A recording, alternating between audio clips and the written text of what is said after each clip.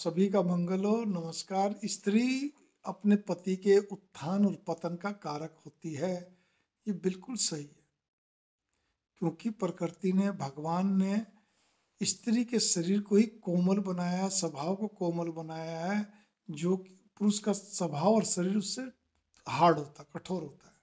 स्त्री उसके स्वभाव के अनुकूल, उसके हर चीज को सहन करते हुए, उसके स्वभाव को भांपते हुए, उसके मनोभावों को भांपते हुए उसी के अनुकूल चलती है।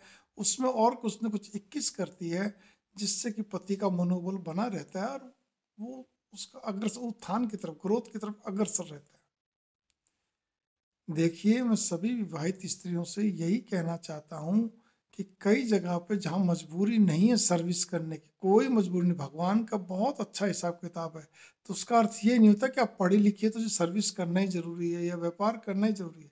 हाँ, पति कुछ कहता है कि चलो मेरा व्यापार चाहे कितना ही बढ़ा, लेकिन तुम मेरे साथ जुड़ जाओ, तो वो एक अलग बात है। लेकिन अलग से सर्विस करना, पति कहता है कोई विशेष जरूरत नहीं है, ठीक है, उसका मन रखने के लिए भले कहते, लेकिन कहता है वैसे जरूरत भी नहीं मेरे को, तुम आराम से। तो आपको भी चाहिए कि आप सर्विस के प्रति ललायत ना रहकर, बल्कि पति के अनुभवों को और पति के अनुकूल ही चले तो ज्यादा अच्छा है। उसको अपने अनुकूल और बनाए, मतलब उसके मनोभावों को भांपते हुए, उसको क्या कहते हैं, प्रोत्साहन देते हुए, उत्साहवर्धक क्या कहते हैं, प्रोत्साहन देते हुए अपने अनुकूल बल्कि बनाइए, तो कितना अच्छा रहेगा, कितना बढ़िया रहेगा। लेकिन होता क्या है कि आम तौर पर हम जहाँ पे सूझबूझ वाली स्त्रियां, जहाँ अपने सूझबूझ से उनको अच्छी सलाह देनी चाहिए, अच्छी का मतलब मजबूती सलाह देनी चाहिए, व्यवहारिक सलाह देनी चाहिए, उनके हर मतलब एक सहकर्मी बनकर उनके कदम से कदम मिला के साथ चलना चाहिए। वहां पे वो स्त्रियां केवल एक ही काम करती है कि जी मेरा सुहाग है, मैं इनके लिए समर्पित भाव से हूँ। ठीक है, दिन भर वो बिल्कुल बहुत मजदूर की तरह लगी रहती है, काम करती रहती है, सब कुछ ठीक है, खाना पीना कपड़ा धोना मतलब सब काम होता है, चाहे वो करवा रही है कर रही है, एक ही बात है। लेकिन उनके पास अपने पति के मनोभावों के अनुकूल चलने की क्षमता नहीं होती है, भावना तो बहुत दूर की बात है। जिसके कारण से क्या होता है कि केवल वो स्त्रियां एक ही काम करती हैं, हमेशा या तो ताने मारे रखेंगी, मीठा मीठा बोल के सुनाए रखेंगी, या कभी कभी क्रोध करके ये दिखाएंगे कि आपने ऐसा नहीं करते, आप हो ही ऐसे, आप समझते नहीं कितनी, और आपको बता दिया, अब तो बच्चे ही बड़े हो गए।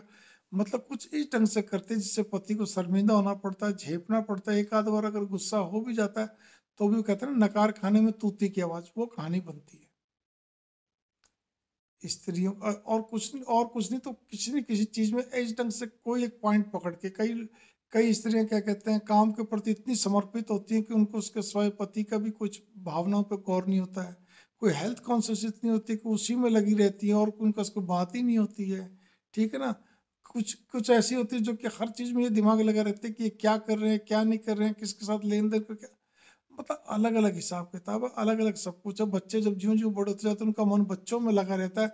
पति के प्रति बस वो खाली इतना होता है कि मैं इनको रोटी कपड़ा सब कुछ दे रही हूँ, उनकी सेवा करती हूँ, इससे और ज्यादा कुछ नहीं। तो बहुत सारी बातें, आप इतने सी बात समझे, बहुत सारी बातें होती हैं।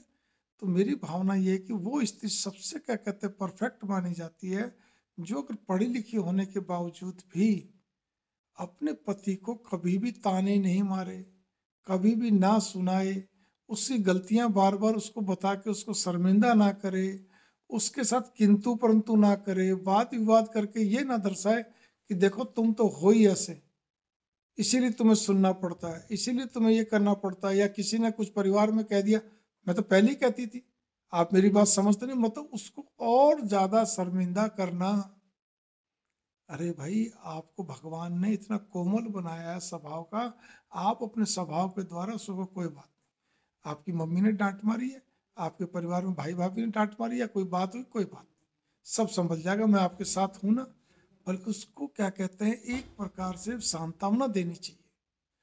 कोई गलती हो जाती है, बच्चे चिल्पों कर रहे हैं या और कुछ बात हो रही है, तो आपको उसके साथ बहुत ही सहनशीलता के साथ पेश आना चाहिए।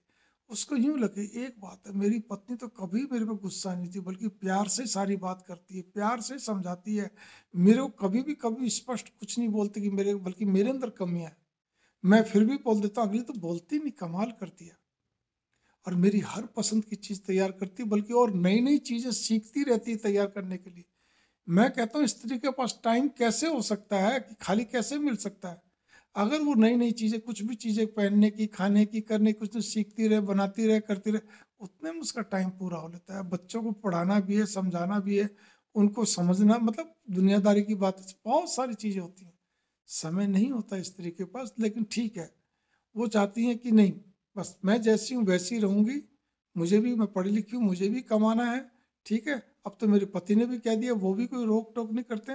वो अपने गृहस्थ जीवन के और दाम्पत्य जीवन दोनों के उत्तरदायित्व से वो 50% ही बस निभाना चाहती है, 50% अपने किसी काम में अपने आप को लगाना चाहती है।